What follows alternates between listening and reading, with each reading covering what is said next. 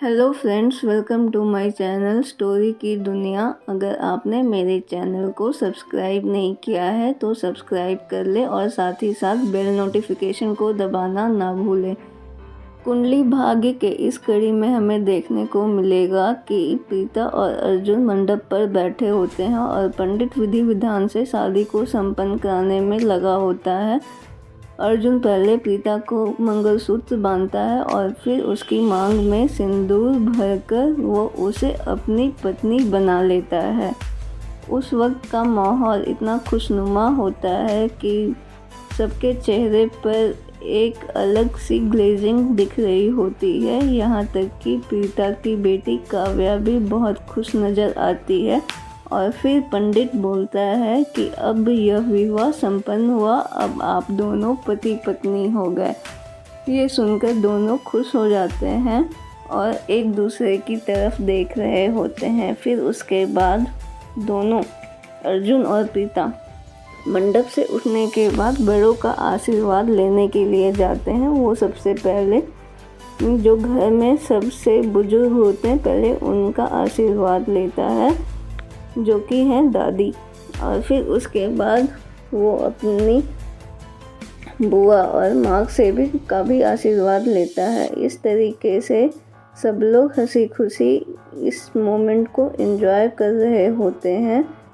इसके बाद हमें कहानी का अगला सीन देखने को मिलता है, जिसमें कि हम देखते हैं कि अंजलि को प्रीता और दादी रस्सी से बांधकर गाड़ी के पास छोड़ देते हैं और बाकी जो गुंडे हैं वो दरवाजे से हथकड़ी के सहारे होते हैं। तभी वहाँ पे सरलिन और पृथ्वी आते हैं। तो उसके बाद अंजलि उन्हें आवाज़ लगाती है। पहले तो वो लोग उसे अनसुना करते हुए वहाँ से निकल जाना चाहते हैं, लेकिन फिर उसके बाद अंजलि के कहने पर वो उसे खोलने के लिए तैयार हो जाते हैं। और पृथ्वी सरलिन को कहता है कि लूथराज की ना दोस्ती अच्छी है और ना दुश्मनी।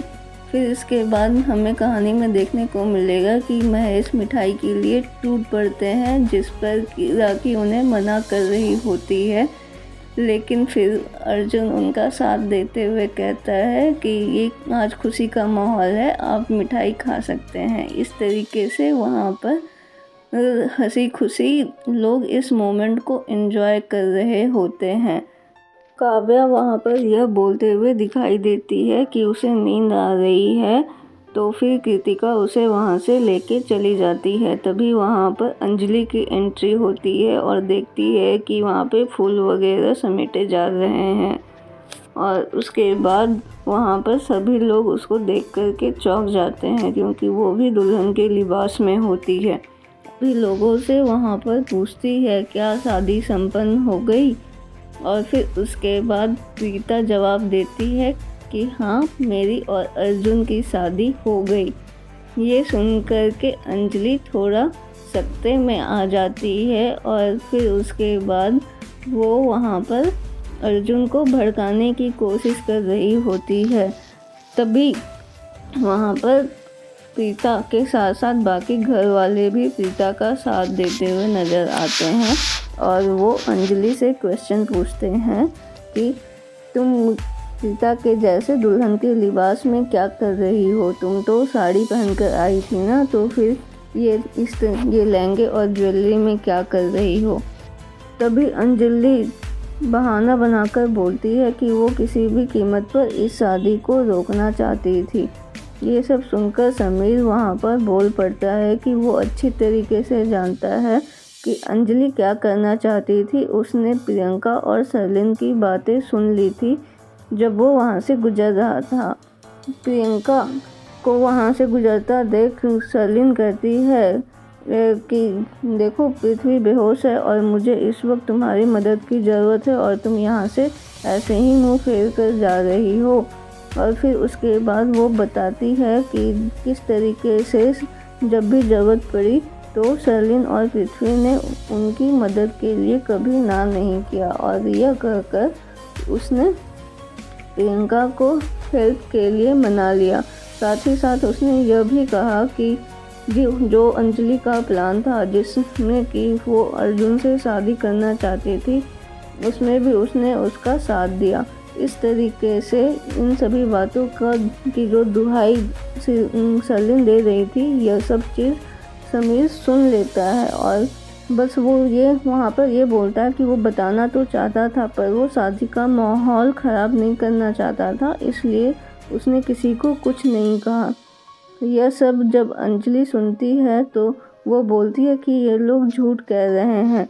वो शादी बल्कि इसलिए रोकना चाह रही होती है क्योंकि उसके पास पहले ही खबर आ गई थी मीडिया से कि ऋषभ को अरेस्ट करने वाले हैं, क्योंकि वो जो ज़मीन खरीदा था उसमें कोई बड़ी प्रॉब्लम हो गई थी और वो उस चीज़ का लोन जमा नहीं कर पा रहा था, जिसके कारण उसे कल अरेस्ट किया जाना था और यह न्यूज़ मार्केट में आ चुकी थी। तो ये सुन कर के वहाँ पर सब लोग चौंक जाते हैं और फिर वो उस बात का भरोसा वो अर्जुन को दिलाने में जुट जाती है कि किस तरीके से ये पूरा लूथरा परिवार नाटक कर रहा है और उसके साथ प्यार से बेटे जैसा व्यवहार कर रहा है, क्योंकि वो ऋषभ को बचाना चाहते थे। ये सारा मामला जब तूल पकड़ रहा था, लेकिन फिर भी अर्जुन विश्वास नहीं करता है और वो बोलता है कि इन्हें ये सब करने की कोई ज़रूरत नहीं है और वैसे भी मैं इनके नाम प्रॉपर्टी पहले से ही कर चुका था, तो इनको ये सब करने की क्या ज़रूरत है। तो इस पर अंजलि तपाक से बोलती है कि वो इसलिए क्योंकि वो प्रॉपर्टी तभी वैलिड होती जब तक प्रीता की शादी नहीं होती, वो प्रॉपर्टी उसके नाम होती ही नहीं, क्योंकि जो उसने डॉक्यूमेंट बनाए थे उसमें प्रीता का नाम प्रीता अर्जुन सूर्यवंशी लिखा था। और इस तरीके से कहकर वो अर्जुन को अपने कॉन्फिडेंस में लेने की कोशिश करती है, लेकिन फिर भी अर्जुन उसकी बात को नहीं मानता है। और फिर उसके बाद वो और बढ़ा चढ़ा कर बोलती है कि इनके लिए सिर्फ इनका एक ही बेटा है और वो सिर्फ ऋषभ है, और प्रीता भी तभी तक अच्छी है जब तक कि उसके परिवार को कुछ ना हो।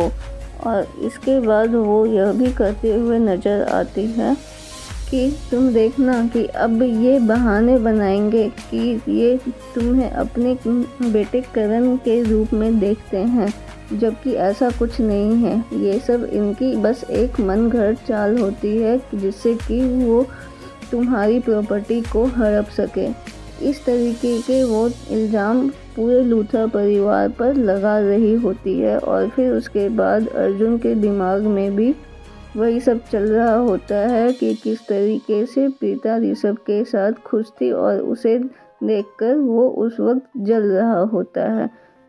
और कहीं ना कहीं ये सारी बातें अर्जुन पर भी असर करने लगती हैं। उस वक्त जो भी ये सब मनगढ़ंत बातें अंजलि ने बनाई, उससे सारे परिवार वाले भी सकते में आ जाते हैं और वह भी नहीं समझ पा रहा कि आखिरकार ये सब चल क्या रहा है। इसके बाद राखी के साथ साथ पूरे घर वाले भी दुखी दिखाई दे रहे होते हैं। और तभी सृष्टि बोलती है कि ये झूठ बोल रही है। अभी वो सरलिन को कॉल करती है और सब कुछ दूध का दूध और पानी का पानी हो जाएगा।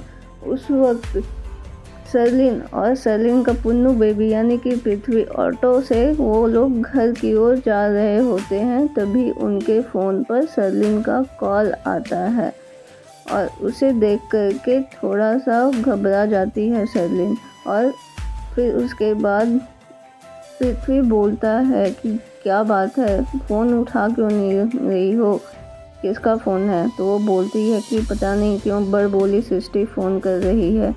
फ़ोन उठाने के लिए बोलता है पृथ्वी बार बार, लेकिन वो फ़ोन नहीं उठाती क्योंकि उसे लगता है कहीं उसकी लोकेशन की जानकारी लेने के बाद उसे लोग जेल में बंद करने के लिए तो कोई प्लानिंग नहीं कर रहे। अब इस कहानी के अगली कड़ी में यह देखना दिलचस्प होगा कि क्या अर्जुन अंजलि की बात पर भरोसा करेगा या वह अपने घर वालों की बात पर ट्रस्ट करेगा। आपको क्या लगता है? इसकी जानकारी आप हमें कमेंट में लिखकर दे सकते हैं। और साथ ही साथ अगर आपने हमारे चैनल को सब्सक्राइब नहीं किया है तो सब्सक्राइब कर ले और साथ में उसके बगल में जो बेल नोटिफिकेशन है उसे दबाना ना भूलें। धन्यवाद।